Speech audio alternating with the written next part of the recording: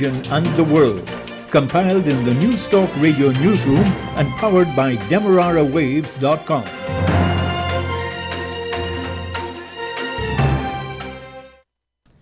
The news comes to you with the compliments of Eureka Medical Laboratories.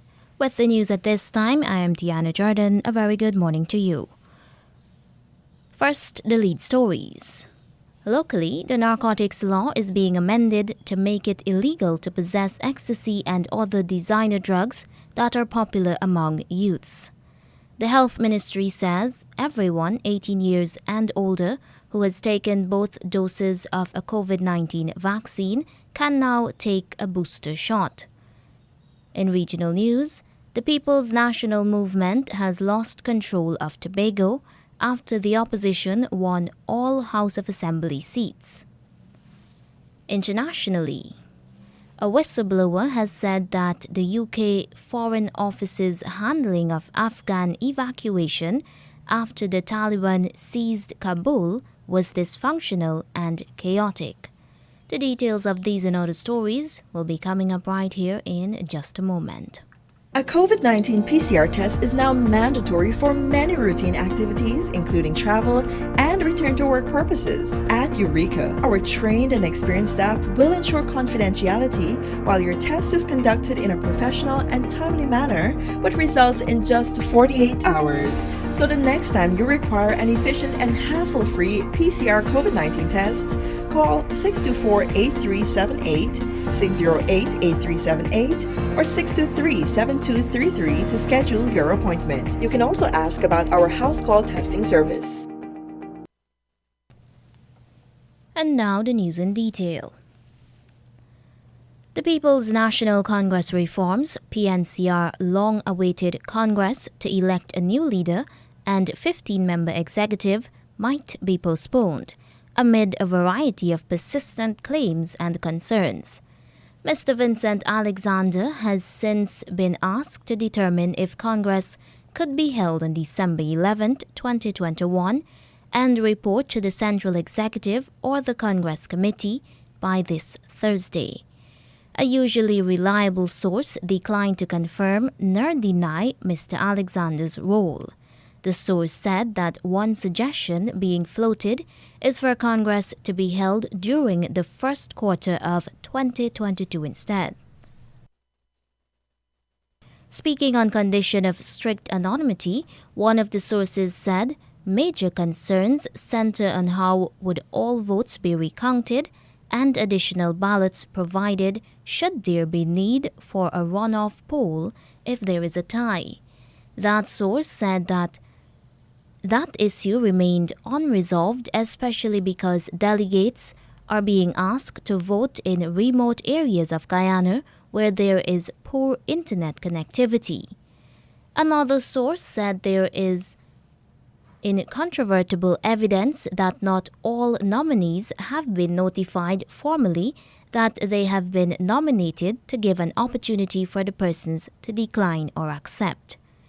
Issues that continue to linger ahead of the December 11th date for Congress, according to another source, is that a number of groups has not received the Congress circular that is used on the basis for nominating delegates, and in other instances, circulars had arrived with slates. An attorney at law has since written to the General Secretary, Amna Ali, expressing concerns about the process. A PNCR Central Executive member has also penned a letter indicating that she was not happy with the arrangements in Region 2, Pomeroon Supernam. Teleperformance, Guyana's largest international call center, is planning to expand its operations to the Caribbean. Teleperformance country manager for Guyana, Luis Barreto, told his company's 5th anniversary observance that plans are in train to set up call center operations in other Caribbean countries. We are working on a Caribbean expansion. Teleperformance has a very genuine interest to not just grow in Guyana, but really look at what else is out there in Caribbean. As you know, or if you don't know, we do have presence in Jamaica, but we're still missing a lot of the smaller countries out there to be able to deliver. The experience that we've had in Guyana has told the company that the level of English, the cultural affinity, and the right skill of leadership is there to be able to promote. He says that in addition to the 1,200 jobs in Guyana, Teleperformance plans to hire 3,000 persons as part of its expansion in the Caribbean. Mr. Barreto says that eventually, a number of Guyanese managers will be relocated from Teleperformance's operations in Guyana. And I also intend for Guyana to be the main sponsor of that expansion, both financially and resource perspective. What it means is that we're going to be funding out of Guyana that expansion into smaller countries, and we will be procuring and providing opportunities for resources and leadership resources to help me branch out, which means there might be some relocation opportunities, there might be some regional opportunities that will be fulfilled out of this team in Guyana. So that is very exciting to me, and that's very exciting because Guyana will be put at the forefront of the expansion. Whatever countries we decide to go in, it'll be led by Guyanese leadership, which to me is very exciting. Teleperformance's country manager, Luis Barreto. Health Minister Dr. Frank Anthony says that booster COVID-19 vaccines are now more widely available across Guyana. He says there are no longer special requirements. Those persons who have received their second dose, but now we're almost 6 months after the second dose, they can come back and get a booster dose. So as of today, we will be opening up booster doses for anyone 18 years and older. You would now be able to get a booster dose. So those previous requirements that we have had, where you have to be 50 years and older, we have now lowered that requirement to 18 years and older.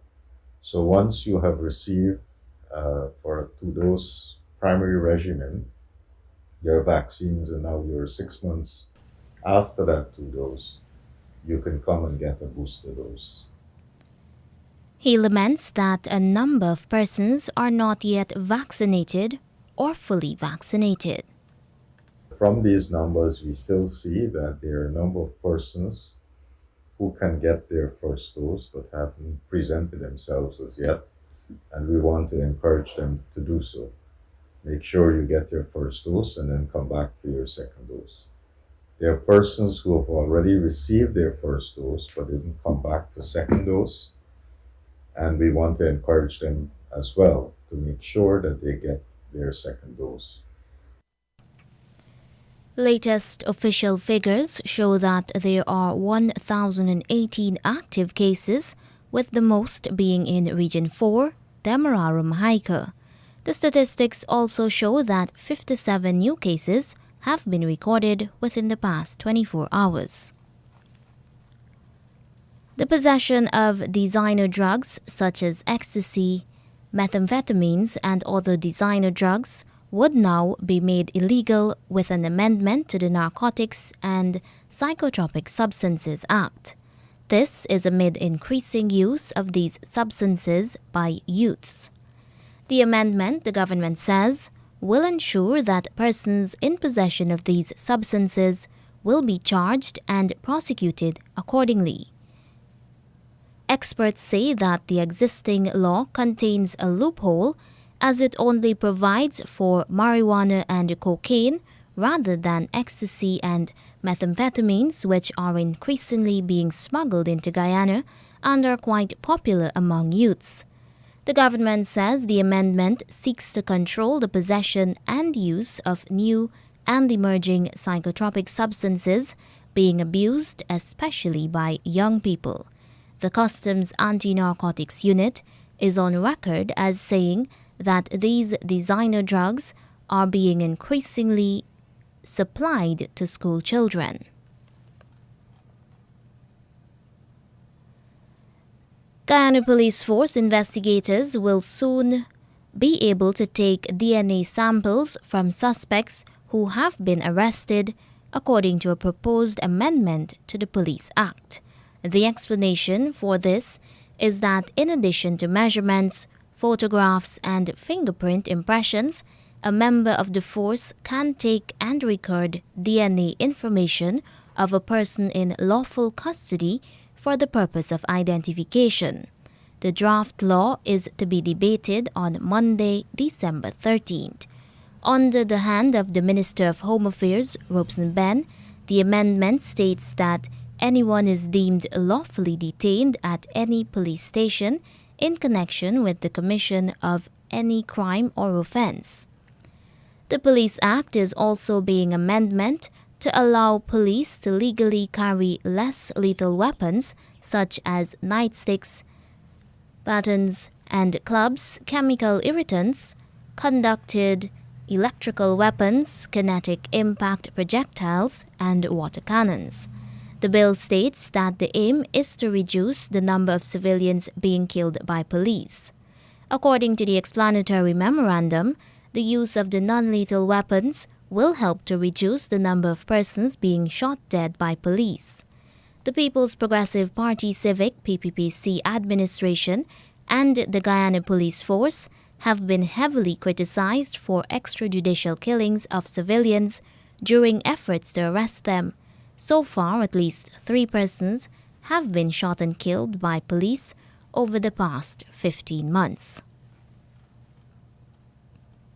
And now in regional news. The People's National Movement, PNM, lost yesterday's election to the Tobago House of Assembly. The Progressive Democratic Patriots, PDP, won all 15 seats of the Tobago House of Assembly. The elections decisively ended an 11-month-long stalemate after the PDP and the PNM had won 6 seats each in the elections held in January. PNM leader for Tobago, Tracy Davidson Celestine, conceded defeat late last night. We were attempting to do something that many other democratic countries couldn't have achieved, which is to try to ensure that we retain 5 consecutive terms in office. But of course, on the heels of the 21st anniversary of the People's National Movement continuing to govern this space called Tobago, there was an election and we did not make it. The people decided, of course, that they want change, and so they voted the other party. Deputy leader of the PDP, Farley Augustine, says now is the time for all Tobagonians to unite to start doing the hard work without corruption, while ensuring fair and equal treatment. He warns Trinidad and Tobago's Prime Minister, Keith Rowley, that he must not bully Tobagonians or show any bias, or he will be voted out of office. Let this be a strong message, Mr. Prime Minister, that we in Tobago have rejected your bullying tactics, and that the kind of bullying that is part of the political culture in Trinidad is not welcomed in Tobago. And so, Mr. Prime Minister, even before we get to Thursday's swearing in, I want to say to you that I hope we can have a cordial relationship, because country must come before party and country must come before self.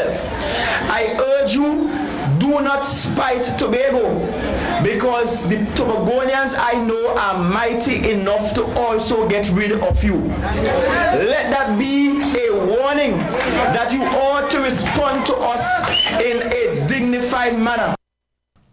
Deputy leader of the PDP, Farley Augustine. 3 people who were among a group of U.S. and Canadian missionaries kidnapped by an armed gang in Haiti have been released. 2 others were freed last month, but their identities were not made public. More from the BBC. A US-based missionary organisation says 3 of its members who were kidnapped in Haiti in October have been freed. Christian Aid Ministries said the 3 were safe and appeared to be in good spirits.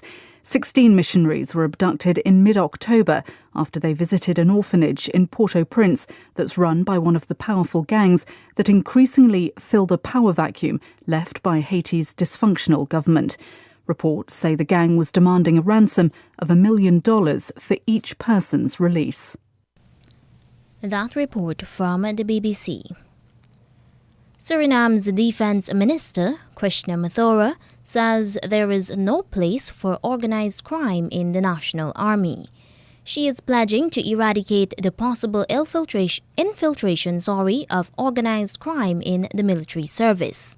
Her comments came just days after a lieutenant of the Suriname National Army was arrested, allegedly with more than 500 kilograms of cocaine. The cocaine was found in the vehicle that he was driving. A large quantity of United States dollars, euros, and Surinamese dollars were also found in the vehicle.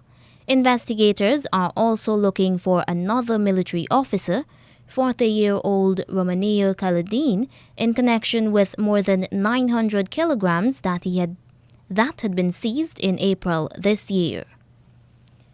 The Bahamas is suffering from a shortage of nurses as the world pays keen attention to the likely impact of the coronavirus strain named Omicron. Health and Wellness Minister Dr. Michael Darville says talks are underway with relevant stakeholders. More in this report from our Bahamas' Brittany McDermott. As the country continues to battle a severe nursing shortage, Health and Wellness Minister Dr. Michael Darville admitting today that finding nurses to staff the country's healthcare facilities is proving to be a challenge. This as he says they're looking to fill 30 spots. We have been in discussions with the Nursing Council. We have had discussions with the unions as it relates to try to fill in the gaps. From my initial assessment, we have been informed that there is a deficiency of some 30 specialty nurses, and we need to move swiftly to see exactly if we can find them. Darville stressed that the time to fill these positions is now while the Bahamas is seeing low COVID numbers. However, as government looks to recruit these nurses, Bahamian nurses are being recruited by other countries, making an already difficult situation worse. There are people in our country recruiting our nurses for the developed world, and this is what we have to compete with, and so we must find ways to ensure that we try to keep our nurses at home once they finish the program by offering better packages and other incentives. The Bahamas has long faced a nursing deficit, even before COVID-19 brought the world to its knees. The issue became a vital one during the pandemic as hospitals quickly became overwhelmed, stretching the staff complement. At multiple points during the second and third waves, beds were available but could not be used because of the shortage of nurses. Several nurses in the Bahamas have died of COVID-19, while others have left the country for opportunities elsewhere. The last wave was a difficult wave, and we have stretched our healthcare manpower resources to the limit. And we are so pleased that we have a slight break where some of them could actually recuperate and get some rest. But with that being said, we cannot underestimate the possibility of something similar happening to us. Now, with a drastic decrease in COVID-19 cases and hospitalization, the Health and Wellness Minister says this has given them the opportunity to focus on other specialty areas. Reporting for Our News, I'm Berthany McDermott. And now for the international news. The latest from the BBC World Service. BBC News. Hello, this is Jerry Smith. A whistleblower at the Foreign Office in London has said tens of thousands of Afghans were denied British government assistance after the fall of Kabul. Rayful Marshall, who worked on a team dealing with Afghans at risk from the Taliban, gave evidence to a parliamentary committee. James Landale has more. What this evidence, this testimony from this Foreign Office whistleblower shows is that process was, in his words, dysfunctional and chaotic. The point that he's making is the decisions were not made in the right way. It was arbitrary. It was dysfunctional. Some people got onto that list by chance, by luck, because they knew somebody. For example, people who had guarded the UK embassy but were not employed directly by the UK but by a subcontractor. These people were directly at threat. And yet sometimes other people who might have worked as a cleaner for a Western organisation were allowed through and others weren't. Mr Marshall also criticises the then Foreign Secretary Dominic Raab, saying he delayed taking decisions and did not fully understand what was going on. Dominic Raab rejected the allegations. Sorry, I don't accept that. This is from a relatively junior desk officer. The situation in London and sifting these emails, of course it was a challenge, but the far bigger challenge that we had was gleaning the facts on the ground and getting people safely to the airport so we could get many of those eligible people onto the aircraft and out of Afghanistan.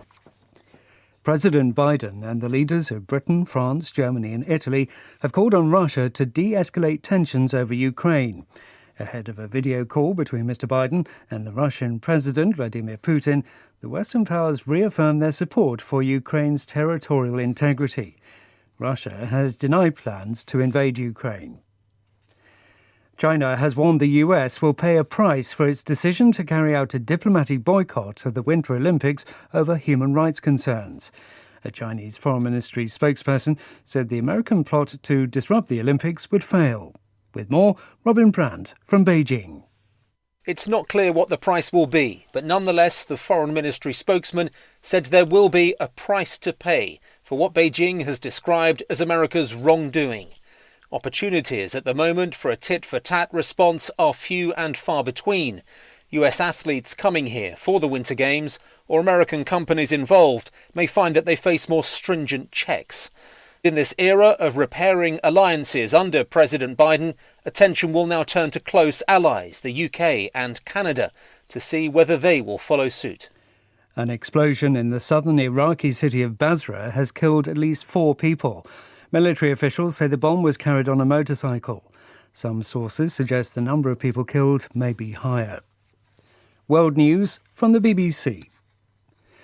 There are fears of heavy casualties after a huge fire broke out in the overcrowded main prison in the Burundian capital, Gitega. A witness said about 20 injured people were taken to hospital. More details from Patience Atuhere. Pictures circulating online show a fire out of control and a building completely engulfed in flames. There are also images of piles of bodies, supposedly of inmates at Gitega prison. The cause of the fire is not yet known. The prisoner who escaped spoke to the BBC.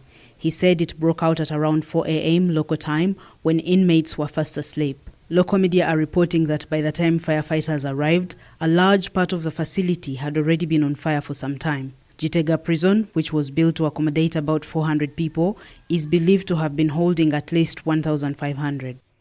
The UAE is moving its weekend to Saturday and Sunday for government workers, with a new 4.5-day working week. Here's Sebastian Usher.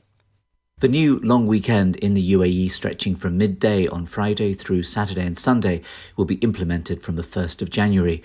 The official announcement said that Friday prayers and sermons would now take place at 1:15 p.m. throughout the year. This has presumably been made clear to stress that the change will not have an impact on the most important day of worship in Islam. The weekend in Gulf countries has been built around this, with the 2-day weekend beginning on either Thursday or Friday. The authorities say the move will boost productivity and enhance people's work-life balance. No specific instructions were given for the private sector. The Houthi movement in Yemen says that it's fired more ballistic missiles and armed drones at Saudi Arabia. The Houthi armed forces said the Saudi state oil company Aramco in Jeddah and the Defence Ministry in Riyadh were targeted. Saudi Arabia has not commented. The Houthis regularly fire drones and missiles into the country. BBC News. The news came to you with the compliments of Eureka Medical Laboratories. Don't let the fear of contracting the coronavirus disease deter you from seeking the medical care you need. At Eureka Labs, we ensure the safety of our clients and staff with our rigid sanitization routine. This involves the use of ultraviolet lights to effectively rid the air and all surfaces of viruses and bacteria that may be present throughout the lab daily. The light works to rapidly inactivate microorganisms through a physical process that is invisible to human eye. So the next time you need a checkup, don't hesitate to give us a call on 225-7574 to schedule your appointment. And now to end the news, here is a recap of the leads. Locally, the narcotics law is being amended to make it illegal to possess ecstasy and other designer drugs that are popular among youths. The Health Ministry says everyone 18 years and older who has taken both doses of a COVID vaccine can now take a booster shot. And in regional news, the People's National Movement has lost control of Tobago after the opposition won all House of Assembly seats. And internationally, a whistleblower has said that the UK Foreign Office's handling of the Afghan evacuation after the Taliban seized Kabul was dysfunctional and chaotic. And that's the end of the news.